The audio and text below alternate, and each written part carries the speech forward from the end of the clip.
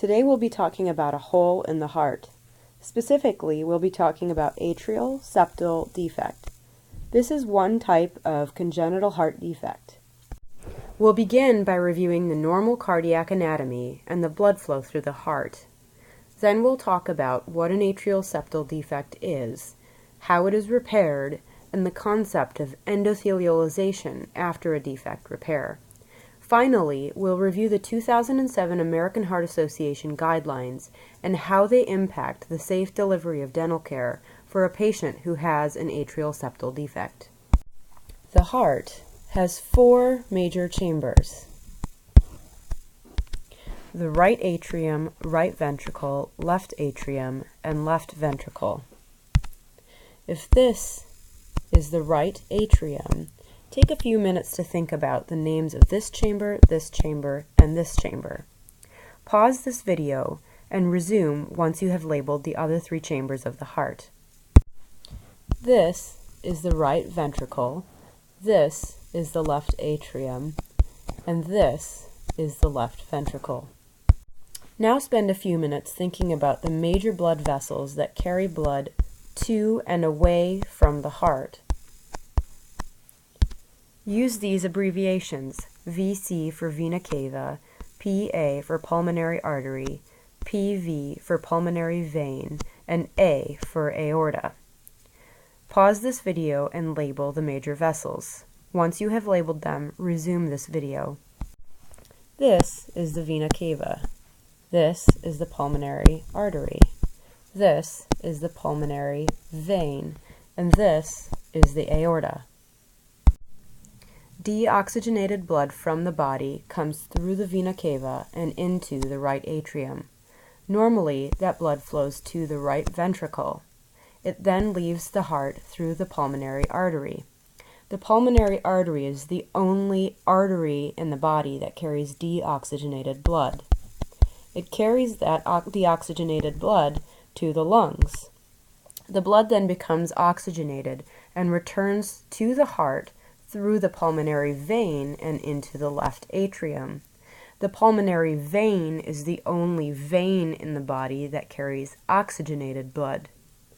That blood then goes from the left atrium through to the left ventricle and out the aorta to the rest of the body.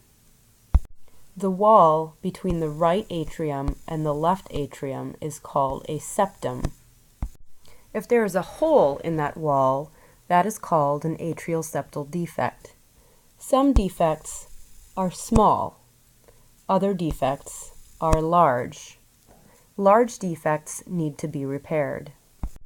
If the defect is repaired with a prosthetic material, it experiences turbulent blood flow in the right atrium and the left atrium. Over time, the heart tissue grows over the prosthetic material, covering it completely.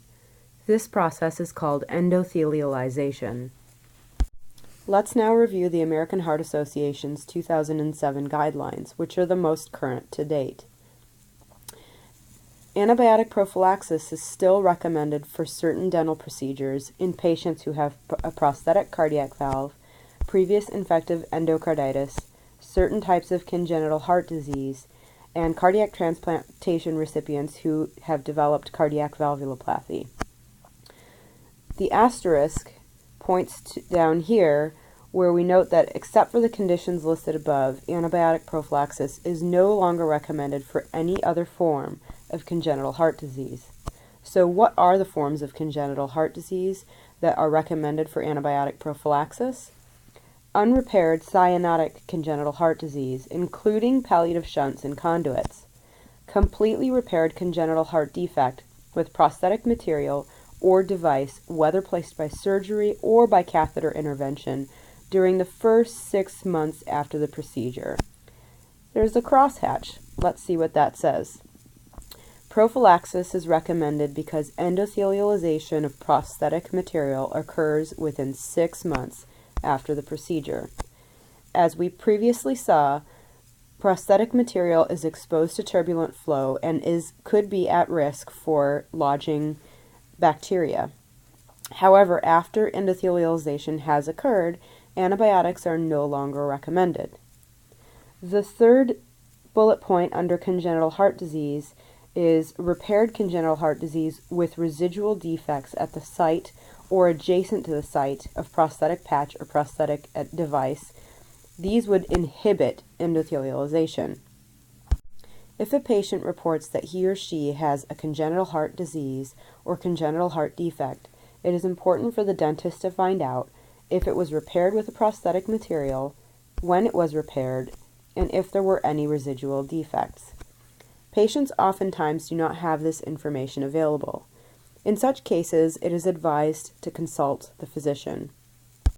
Antibiotic prophylaxis is not necessary for all dental procedures. The American Heart Association's 2007 guidelines recommend antibiotics prior to dental procedures that involve manipulation of the gingival tissue or the periapical region of teeth or perforation of the oral mucosa. Specifically, they say that antibiotics are not necessary for radiographs, routine local anesthetic injections through non-infected tissue, placement of removable pros or orthodontic appliances, adjustment of orthodontic appliances, placement of orthodontic brackets, shedding of primary teeth, or bleeding from trauma to lips or oral mucosa.